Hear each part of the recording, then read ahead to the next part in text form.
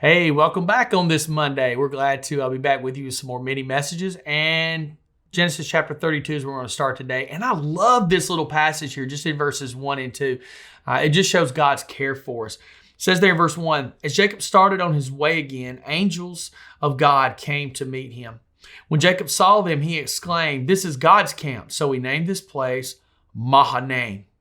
So these angels came out to meet him. And we don't know exactly what this means. These angelic beings were mostly, hidden. We don't see them. The angels are active around us in different times and places and ways, but very few people in the Bible or people at all, really, see these kinds of things.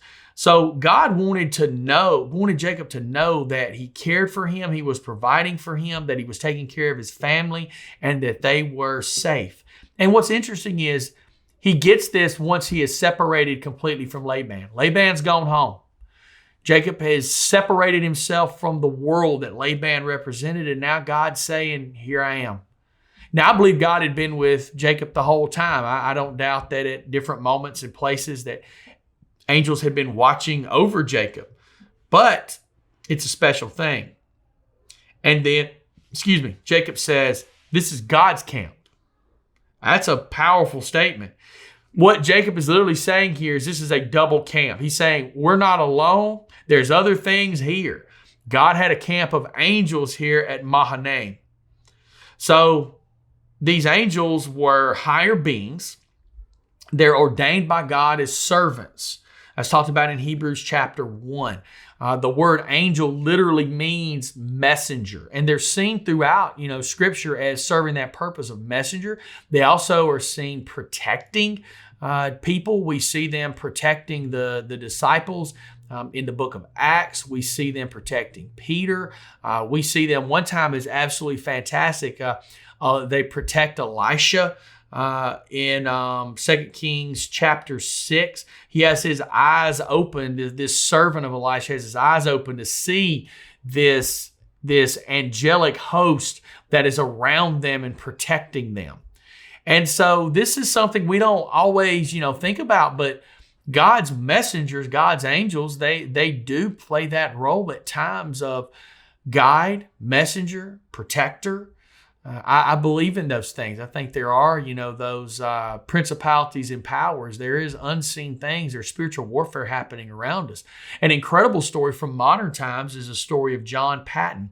And he was a missionary to the New Hebrides Islands. Struggle with that word there. And one night, he and his wife had some hostile natives that came to attack them in their house that they were living in as they were trying to reach the people on this island for Christ. And they kind of surrounded the place, but they never attacked. Several years later, the chief of the tribe actually came to know Christ and became John's friend.